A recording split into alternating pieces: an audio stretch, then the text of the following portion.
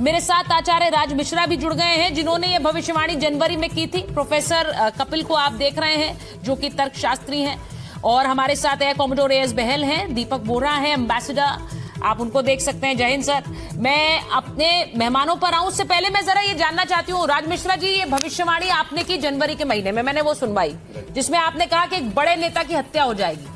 अब बड़े नेता की हत्या हो जाएगी, उसके बाद युद्ध होगा, और उस युद्ध में मार्च के महीने में अमेरिका और इजराइल इसमें इन्वॉल्व होगा। ये मैंने आपका बयान चलाया, जनवरी में आपने ये कहा था? जी बिल्कुल कहा था मैंने जनवरी, और इवन सुचारिता जी, मैंने दिसंबर में अपने ही कुछ चैनल के लिए वीडियो कुछ बनाए थे, जिसमें मैंने जो परिस्थिति घटित हुई है, मैंने स्पष्ट रूप से कहा था कि जैसे ही, क्योंकि ज्योतिष में मंगल को साधारण प्लैनेट नहीं कहा जाता, ज्योतिष में मंगल को अग्नि कहा जाता है और राहु को एक्चुअल में बारूद कहा जाता है। मैंने उस वीडियो के अंदर कहा था कि जब ये दोनों प्लैनेट एक साथ जाएंगे तो फिर विश्व एक मुश्किल परिस्थिति में खड़ा होगा, युद्ध की परिस्थितियां निश्चित रूप से होंगी। और ये बिल्कुल क्लियर था कि कौन से कंट्री के अंतर्गत, बाकायदा आपको पता हो, शायद आपने देखा होगा, मैंने उसमें बाकायदा नाम लिया था कि इजराइल, अमेरिका और ईरान, ये परिस्थितियां जो होंगी ये इनके साथ बहुत खराब होंगी, उसका कारण होगा एक नेता की मृत्यु। अच्छा, मैंने उस वीडियो में बात बोला था, अगर चाहे सुचारिता जी, कई बार ये होता, खैर मैंने जनवरी में बोला था, फरवरी में परिस्थिति स्टार्ट हुई, लेकिन ये हमारे कुछ पंचांग जो होते हैं वो करीब 1 वर्ष पहले छप जाते हैं सुचारिता जी। और अगर इन पंचांगों में आप पढ़ेंगे, मैं अगर आपको भी कहूं इनमें पढ़ने के लिए, तो आप यहां बाकायदा डेट देख सकेंगे। डेट बाकायदा मेंशन किया गया है इन पंचांगों के अंतर्गत कि किस समय क्या होगा। आप चाहें तो मैं चाहूंगा थोड़ा सा आप देख सकते हैं। तो बाकायदा ये बिल्कुल कंफर्म था कि जैसे ही कुंभ राशि के अंतर्गत, क्योंकि कुंभ राशि शनि की राशि है, और शनि के राशि के अंतर्गत जैसे ही 4 ग्रहों का कॉम्बिनेशन बनेगा, राहु वहां पर पहुंच गया है, मंगल वहां पर पहुंचने वाला है। ये एस्ट्रोलॉजिकल कंडीशन बहुत अच्छी नहीं है, और अभी तो परिस्थिति और भयानक। आचार्य जी देखिए, मैंने जो बात सुनी, मैं इसलिए कह रही हूं क्योंकि एक कनेडियन प्रोफेसर हैं, प्रोफेसर जियांग, उन्होंने ये बात कही कि डोनाल्ड ट्रंप चुनाव जीतेंगे, वो चुनाव जीत गए। उसके बाद उन्होंने कहा कि ये चुनाव जीतने के बाद ईरान से युद्ध करेंगे। वो युद्ध हो गया है, पहले भी हुआ। अब उन्होंने ये भी कहा कि युद्ध लड़ेंगे, लेकिन वो युद्ध हार जाएंगे। अब उनकी ये भविष्यवाणी चर्चा का विषय बनी हुई है, वायरल हो गई है। अब मैं आपसे पूछ रही हूं, क्योंकि आपने भी ये बात कही थी कि एक बड़े नेता की हत्या हुई कि जनवरी में आपने कहा, और वो हो गई। तो अब इसके बाद क्या है? मैं एक बार प्रोफेसर कपिल को भी 30 सेकंड के बाद मैं आता हूं वापस। मैंने ये भी कहा था कि बाकायदा एक मुस्लिम कंट्री के अंतर्गत होगी, एक नेता की हत्या होगी, उसमें ईरान सम्मिलित होंगे। और मैंने भूकंप भी कहा था, मैं दोबारा कह दूं, क्योंकि डोनाल्ड ट्रंप का जो जन्म हुआ है वो सिंह लग्न के अंतर्गत हुआ है, वृश्चिक राशि के अंतर्गत हुआ है। वृश्चिक राशि में केतु है, वृश्चिक राशि के अंतर्गत चंद्रमा है, दोनों प्लैनेट जाकर के वहां पर विद्यमान हैं। मैं इन भविष्यवाणियों पर जरा देखिए, हमारे देश में बहुत से लोग इस पर भरोसा करते हैं, लेकिन बहुत से लोग नहीं करते हैं, क्योंकि ये एक जियोपॉलिटिकल सिचुएशन है। ये जो जिस तरह से घटित हो रही है, इसका अनुमान पहले से कैसे लगाया जा सकता है? प्रोफेसर जियांग भी कह रहे हैं, आप भी कह रहे हैं। मैं एक बार प्रोफेसर कपिल के पास जा रही हूँ, 1 मिनट रुकिए। प्रोफेसर कपिल, क्या ये मुमकिन है कि आप पहले से भविष्यवाणी तय कर दे?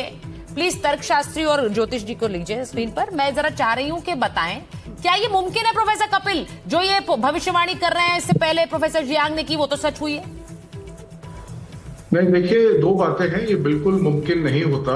हाँ। इसके अंदर साइकोलॉजी में 2 वर्ड होते हैं, फिल्टरेशन और सिलेक्टिव अटेंशन। अगर आप ये जो मिश्रा जी ने जो करी है भविष्यवाणी, इसके बारे में मैं आपसे बाद में बात करता हूँ। ये जो सिलेक्टिव अटेंशन पे हम फोकस कर रहे हैं, बाद में क्यों बात कर रहे हैं कक्कड़ साहब? मैं तो बड़ा क्लियर एक बात बता रहा हूँ। मिश्रा जी प्लीज, मिश्रा जी बोलने दीजिए मुझे। जो आपने जो दूसरे प्रोफेसर के बारे में जो बताया था, उनका मैंने 15 मिनट का वीडियो देखा, और मैंने खुद भी लिंक्डइन अकाउंट में अपने पोस्ट भी किया है। अगर आप उनके वीडियो में देखेंगे, उन्होंने एक चीज का तर्क बताया है। उन्होंने ये बताया है, अगर यूएसए जो हारेगी वो इसलिए हारेगी क्योंकि वो जो ऑयल फील्ड्स वगैरह है, जो वर्ल्ड वाइड जो ऑयल प्रेशर आएगा, और उसकी वजह से, क्योंकि वहां पे आपको मालूम है जो 33 किलोमीटर का स्ट्रेच है जो ईरान ने बंद कर दिया है, तो उन्होंने उस तरह सबके तर्क दिए हैं। और उसके बाद उनके तर्क में सेंस है, क्योंकि वो उन्होंने पूरी वर्ल्ड वाइड असेसमेंट करी है, और उसके बाद उनका ये नहीं, आप उनके तर्कों को मान रहे हैं प्रोफेसर कपिल? एक मिनट, आप प्रोफेसर जियांग के तर्कों को मान रहे हैं? नहीं, देखिए, वो प्रेडिक्शन नहीं है, उनकी prediction is assessment based on the current global phenomenon. तो वो तो ये भी कह रहे हैं कि ट्रम्प जंग हार जाएंगे, तो मैं मानूं ट्रम्प जंग हार रहे हैं? नहीं, सुनिए उन्होंने क्यों बोला है ट्रम्प जंग हार रहे हैं, ये भी तो आप जानिए ना। उन्होंने कहा कि वर्ल्ड वाइड प्रेशर यूएस के ऊपर आएगा, क्योंकि वो जो 33 किलोमीटर की जो कैनाल है या जो वो है, जब वो बंद हो जाएगी तो उसकी वजह से वर्ल्ड इसके ऊपर प्रेशर डालेगी। अब एक और चीज, अब मिश्रा जी ने 3-4 बातें, मैंने इनका ये वीडियो देखा है आने से पहले, इन्होंने ये बोला था साथ में, तभी मैं कहता हूँ ये सिलेक्टिव अटेंशन हमें नहीं करना चाहिए। हमने इनकी 1-2 बातों पे तो फोकस कर लिया। इन्होंने कहा जो बांग्लादेश है, बांग्लादेश के अंदर भी प्रॉब्लम आएगी। बांग्लादेश तो उल्टा सेटल हो गया, वहां पे इलेक्शन हो गए। अच्छा, आपने देख लिया बांग्लादेश सेटल हो गया। आपने एक मिनट कपिल साहब, कपिल कक्कड़ जी सुन लीजिए, सुनिए प्रॉब्लम ये है, एक मिनट सुनिए कपिल साहब, कक्कड़ जी सुन लीजिए। मतलब आपने बांग्लादेश को क्लीन चिट दे दिया, आपने बांग्लादेश को बता दिया कि वो सेटल हो गया, और कल तो मैंने प्रेडिक्ट किया था अगर बांग्लादेश में प्रॉब्लम हो गई तब आप क्या करेंगे, अगर हो गए तो क्या करेंगे। मतलब जो मैंने पहले प्रेडिक्ट किया, जनवरी में प्रेडिक्ट किया, दिसंबर में प्रेडिक्ट किया, वो घटित हो गया, उसको स्वीकार करने को बिल्कुल तैयार नहीं है। आचार्य जी, मैं एक एक करके बात करती हूँ ना। देखिए, लोगों को समझ में आनी चाहिए ये बात। अब मेरा सवाल ये है कि इस वक्त पूरी दुनिया इस युद्ध को देख रही है। भारत में बैठे लोग भी ये सोच रहे हैं युद्ध खत्म होगा या और बड़ा होगा। अब जब ये कहते हैं कि डोनाल्ड ट्रंप ये जंग हार जाएंगे, तो हर कोई ये सोचेगा कैसे हार सकते हैं, कोई बड़ा हथियार तो नहीं चलाएगा ईरान। देखिए, ये सब सवाल उठेंगे जी। नहीं, एक मिनट सुचित्रा, हारने की डेफिनेशन क्या होती है?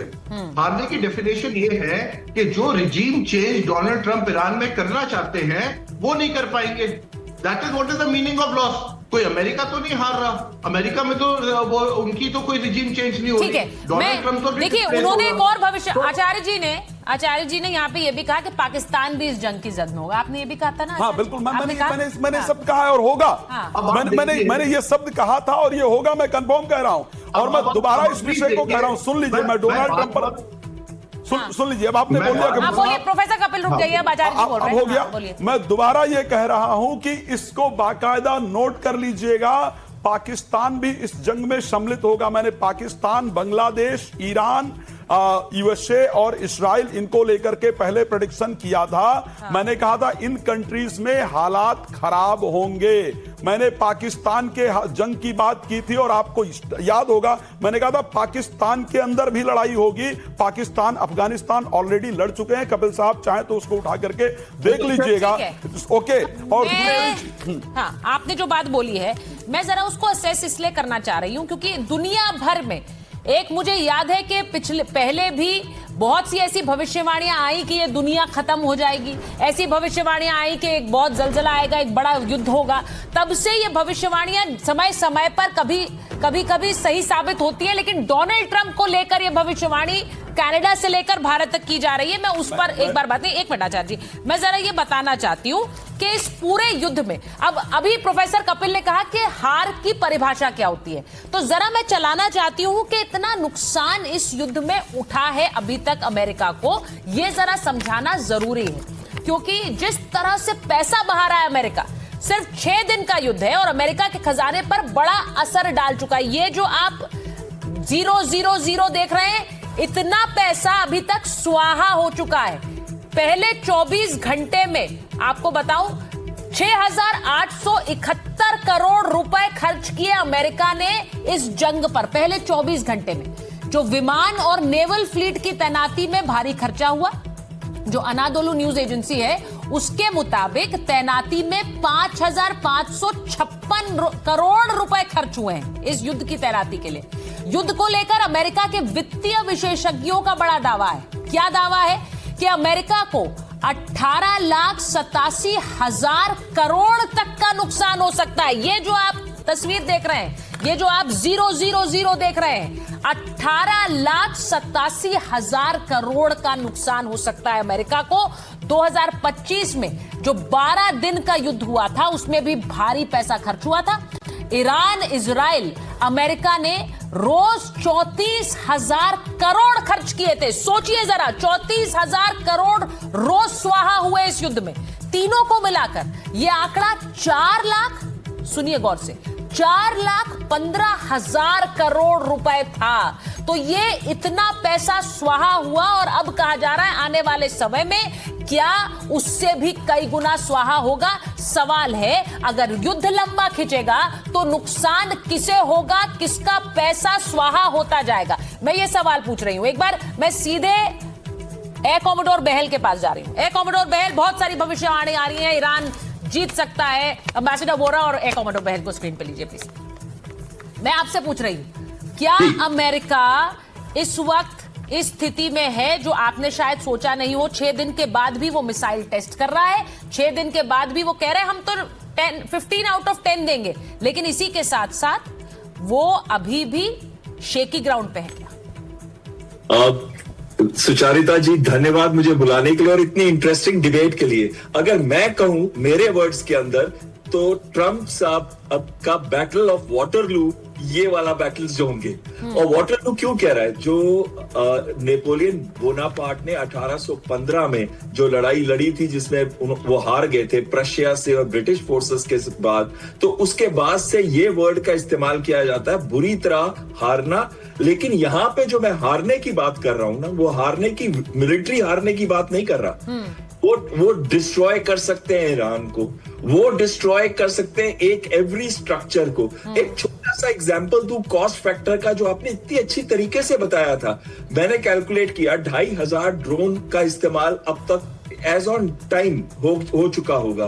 2,500 ड्रोन को अगर आप मल्टीप्लाई करें 73% से, तो उसकी 1825 ड्रोन पे इंटरसेप्टर मिसाइल्स फायर की गई होंगी। एक इंटरसेप्टर मिसाइल की कीमत $4.9 मिलियन है। तो इसका मतलब खाली इंटरसेप्टर मिसाइल्स और एयर डिफेंस सिस्टम्स पे ही अब तक ये लास्ट 6 दिन के अंदर $10 बिलियन खर्चा हो चुका होगा। यानी कि 90,000 करोड़ रुपया ऑलरेडी लग चुके हैं खाली एयर डिफेंस सिस्टम्स के ऊपर अब तक। और क्या उन्होंने अचीव किया? $75 मिलियन की 2,500 मिसाइल्स में से 1825 को शूट डाउन किया है, बाकी जाके अपने टारगेट्स पे लग गई। वो कॉस्ट अलग है जो लगी है, चाहे वो अमेजॉन वेब सर्विसेज के डेटा सेंटर पे, जहां पे फ्लाइट्स 2 दिन के लिए एकदम ठप हो गई, या फिर 2 दिन के लिए स्टॉक मार्केट बंद हो गई यूएई और बहरीन की।